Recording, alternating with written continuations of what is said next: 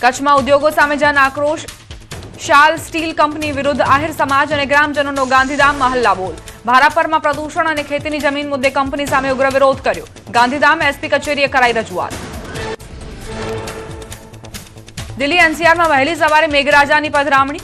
વરસાદથી વાતાવરણ બન્યું ઠંડુગાર. દિલ્હીમાં આગામી 2 થી 3 દિવસ હળવા વરસાદ અને વાદળછાયા વાતાવરણની સંભાવના. દિલ્હી એનસીઆરમાં વરસાદી માહોલ. નોઈડામાં સેક્ટર 115 સહિતના વિસ્તારોમાં વરસ્યો વરસાદ. વરસાદના કારણે વાતાવરણમાં પ્રસરી ઠંડક. વાહન ચાલકોની ગતિ ધીમી પડી. મણિપુરના ઇમ્ફાલમાં મેઘરાજાની એન્ટ્રી. ઇમ્ફાલના અનેક વિસ્તારોમાં વરસાદી ઝાપટા. વરસાદથી વાતાવરણમાં પ્રસરી ઠંડક. વાહન વ્યવહાર પર પડી આંશિક અસર. લેહ લદ્દાખના જોજીલા પાસ પર બરફની ચાદર છવાઈ. ભારે હિમવર્ષા બાદ લેહ શ્રીનગર હાઈવે પર સ્નો ક્લિયરન્સ કામગીરી શરૂ કરાઈ. રસ્તો સાફ કરવા જાયન્ટ મશીનરી કામે લાગી. લદ્દાખ જતો જોજીલા પાસ હિમવર્ષા બાદ વાહનો માટે ફરી શરૂ. બીઆરઓએ બરફ હટાવી વાહન વ્યવહાર પૂર્વવત કર્યો. 2000 મુસાફરો અને 300 થી વધુ વાહનો લદ્દાખ તરફ રવાના. મુસાફરોમાં આનંદનો માહોલ. શ્રીનગરના ડાલ લેક પર ખુશનુમા સવાર. પ્રવાસીઓએ માણ્યું કાશ્મીરનું કુદરતી સૌંદર્ય. શિકારા ગ્લાઇડિંગ અને બરફાચ્છાદિત પહાડો વચ્ચે પ્રવાસીઓએ માણી શિકારાની સવારી. ગુજરાતમાં 3 દિવસ બાદ માવઠાની આગાહી. 18 અને 19 માર્ચે પડી શકે કમોસમી વરસાદ. 18 માર્ચે કચ્છ, બનાસકાંઠા, પાટણમાં વરસાદની શક્યતા. 19 માર્ચે સૌરાષ્ટ્ર અને દક્ષિણ ગુજરાતના જિલ્લાઓમાં કરાઈ માવઠાની આગાહી. ગુજરાતવાસીઓને ગરમીથી મળશે છુટકારો. આગામી 5 દિવસ તાપમાનમાં 5 ડિગ્રી સુધી ઘટાડાની આગાહી. છેલ્લા 24 કલાકમાં રાજ્યના મોટાભાગના શહેરોમાં ગરમી 2 થી 3 ડિગ્રી ઘટી. હિમાચલમાં બદલાશે મોસમનો મિજાજ. આજે મેદાની વિસ્તારોમાં વરસાદ અને પહાડોમાં હિમવર્ષાની આગાહી. તાપમાનમાં ઘટાડો થતા ઠંડક પ્રસરશે. હીટવેવને લઈ શિક્ષણ વિભાગનો મહત્વનો પરિપત્ર. બાળવાટિકાથી લઈ ધોરણ 1 થી 8ના વર્ગો બપોરે 12 વાગ્યા સુધી કરવાની સલાહ. બોર્ડના પરીક્ષાર્થીઓ માટે પરીક્ષા કેન્દ્રો પર ઠંડા પાણી અને આરોગ્યલક્ષી સુવિધા સુનિશ્ચિત કરવા નિર્દેશ. સુરતમાં સ્મીમેર અને મસ્કતી હોસ્પિટલમાં દર્દીઓ માટે મુકાયા આઈસ બેડ. હીટવેવની અસર શરૂ થતા મનપાનું આરોગ્ય વિભાગ એક્શનમાં. નિરાધાર લોકોને શેલ્ટર હોમમાં ખસેડવા તજવીજ. નાગરિકોને લૂથી બચાવવા બહાર પાડી માર્ગદર્શિકા.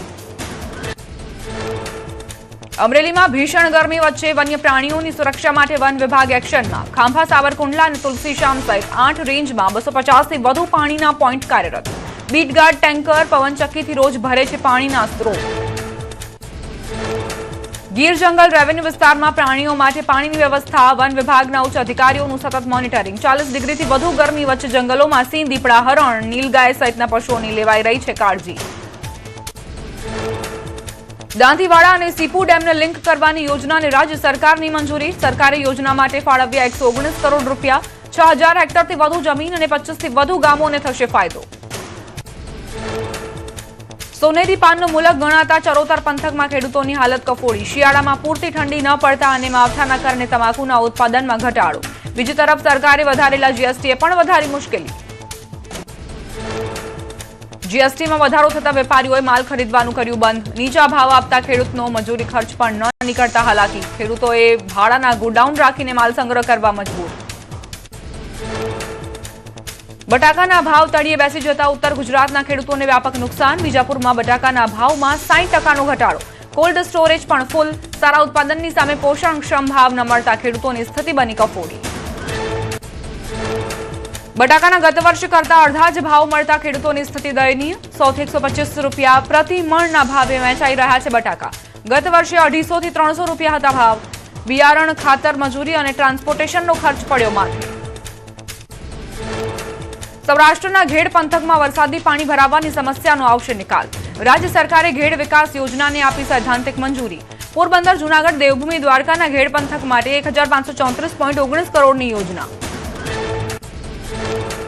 ઘેડ વિકાસ યોજનામાં ફેઝ 1ની કામગીરી પ્રગતિ હેઠળ. સરકારે ફેઝ 2 માટે આપી વહીવટી મંજૂરી.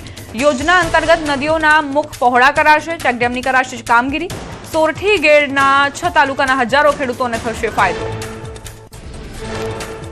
રાજકોટના પારડી ગામમાંથી ગેસની કાળાબજારી ઝડપાઈ. સોનુ ગેસ એજન્સીમાં દરોડા દરમિયાન વિવિધ કંપનીના 87 ગેસ સિલિન્ડર સાથે 2 પરપ્રાંતિયોની કરાઈ ધરપકડ. ચૂલા રિપેરિંગની આડમાં થતું હતું ગેસનું રિફિલિંગ. ગેસ સિલિન્ડરની સપ્લાય ખોરવાતા મહેસાણામાં ખાણીપીણીના ધંધાર્થીઓને હાલાકી. નાની લોજ અને હોટેલ સંચાલકોને હોટેલ બંધ કરવાની આવી નોબત. ગેસ લાઇન ધરાવતા હોટેલમાં ગેસ સપ્લાયની અસર નહીવત. હોર્મુઝ સ્ટ્રેટમાં વધતી તણાવભરી સ્થિતિ વચ્ચે ભારત માટે રાહતના સમાચાર. આવતીકાલે ભારત પહોંચી જશે એલપીજી ભરેલું જહાજ શિવાલિક. એલપીજી ભરેલા ભારતના 2 જહાજે હોર્મુઝ સ્ટ્રેટ પાર કર્યાની સરકારના શિપિંગ મંત્રાલયે કરી પુષ્ટિ. શિવાલિક અને નંદાદેવી નામના બંને જહાજમાં છે 92,700 મેટ્રિક ટન એલપીજી. 16 માર્ચે મુન્દ્રા બંદરે શિવાલિક અને 17 માર્ચે કંડલા બંદરે પહોંચશે નંદાદેવી જહાજ. હોર્મુઝ સ્ટ્રેટના સામે કાંઠે ભારતના 22 જહાજો હોવાનું આવ્યું સામે.